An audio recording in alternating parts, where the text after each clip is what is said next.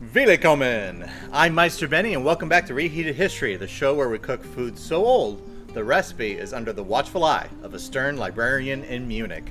As a history teacher, I'm always looking for new and delicious ways to connect with the past. What did the common medieval peasant eat? What fueled the Roman gladiator? Did colonial Americans have a favorite comfort food? The answers aren't in textbooks, they're in the kitchens, farms, and fire pits of history. So, each week we'll cook our way through time, one humble, hopefully hilarious, and surprisingly tasty dish at a time. Because the best way to understand history is with our stomachs. This is Reheated History.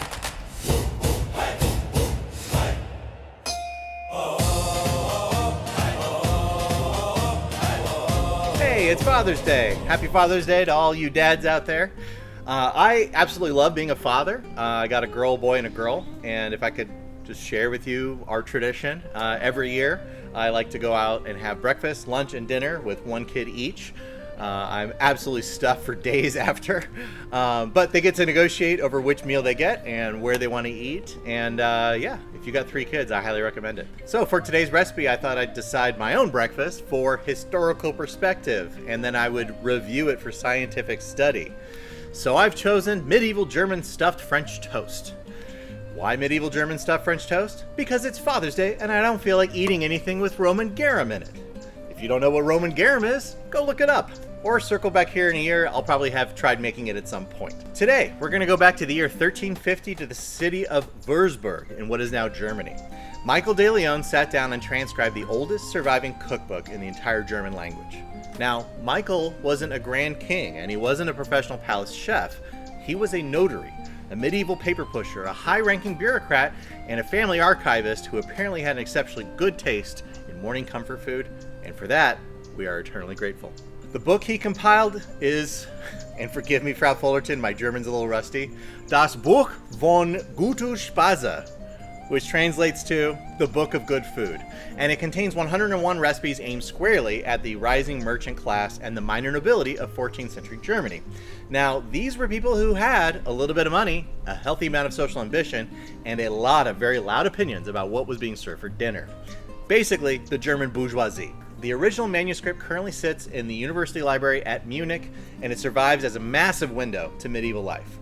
Today, we're going to tackle recipe number 10, Ein Spise von Birn, which essentially means a dish of pears. While we often think of Father's Day as a modern holiday invented by greeting card companies to sell neckties and grilling tools, the impulse to honor fatherhood and paternal ancestry is ancient. In fact, what's believed to be the oldest known mention of a Father's Day card dates back to over 4,000 years to ancient Babylon. A young boy named El Mesu carved a wish for good health and long life for his father into a block of clay. Now in Europe, the tradition took a religious turn during the Middle Ages. In Catholic Europe, particularly in Germany and Spain, fatherhood was celebrated on March 19th as the Feast of Saint Joseph, the patron saint of fathers and families. It was a day for children to honor the men who protected the homestead, brought home the bread, and slayed with the dad jokes. The modern Father's Day we celebrate today took a much more tragic and winding road to become official. The very first celebration of a dedicated Father's Day in the United States took place in July of 1908 in Fairmont, West Virginia. It wasn't a joyous festival, it was a church sermon held to honor the memory of the 361 men, most of them fathers, who had died in a mining disaster a few months prior.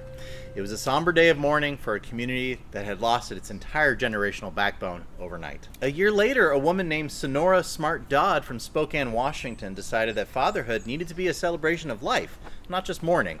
She was raised by a single father, a Civil War veteran who had single-handedly raised 6 children on a rural outpost after his wife died in childbirth. Sonora felt her father's quiet, grueling sacrifice was just as heroic as any battlefield victory, so she campaigned for decades to make it a national holiday, but it faced immense pushback. Mostly men at the time mocked the idea, seeing as it was an attempt to commercialize masculinity with domestic sentimentality.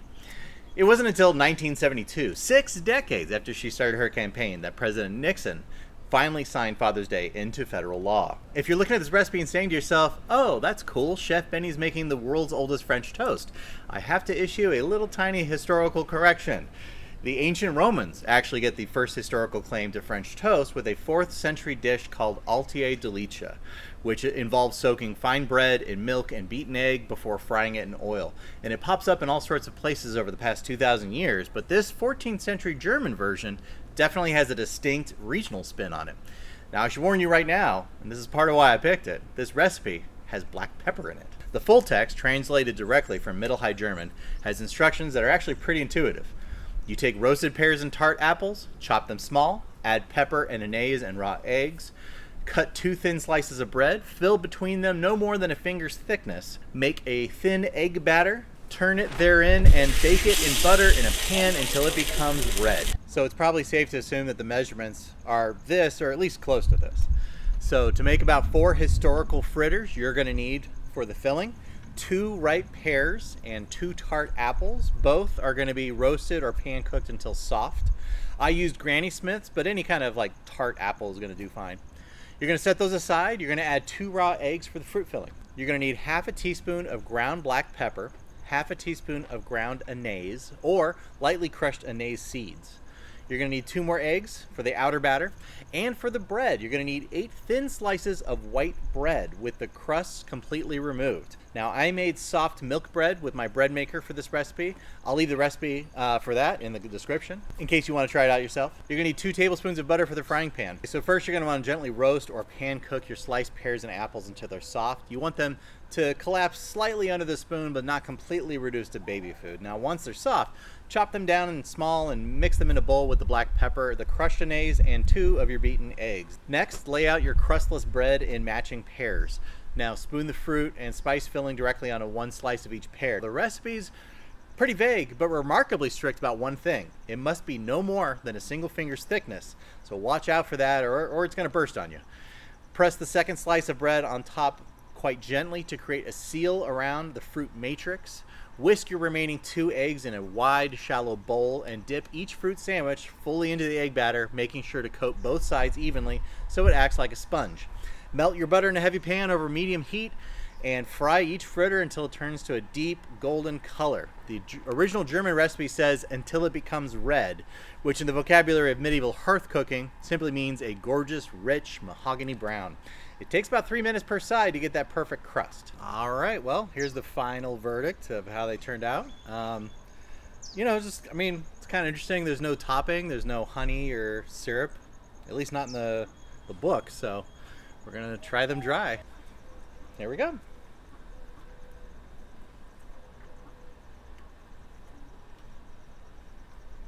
Okay. Yeah. I can definitely see the appeal. That filling is amazing. It's funny, like, I've actually made Altier Delicia. This is very little like French toast. This is actually a lot more like a Pop-Tart. It's still really good, though, and it's handheld. You can just walk around with it. What's funny is I thought the black pepper and the anise would actually be, like, distracting, but it's actually, like, I barely taste it. But it does kind of enhance the flavor a little bit. It's pretty good. I'll give this a good 7 out of 10. It's good. Not the best breakfast I've ever had, but anyway, as you know, the real judges are my family. If they like it, then I've got Father's Day breakfast planned. If not, well, we tried. I'll put their scores in the description. It's worth remembering that Michael De Leon wasn't looking for internet fame when he wrote all this down. He was just a father and a householder, just trying to make sure that the good things in his life weren't forgotten. So the next time you treat dinner like a rushed afterthought, think about Das Buoch von guoter Spise. And that is Ein Spise von Birn, a 675-year-old pear fritter that proves that when it comes down to feeding the people you love, history always tastes better when someone took the time to write it down.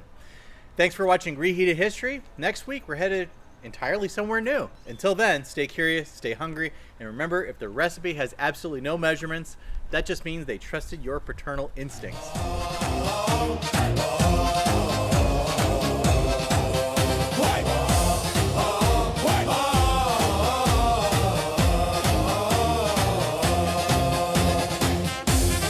recipe is vague, but it's remarkably strict about one thing. It must be no thicker than a single finger.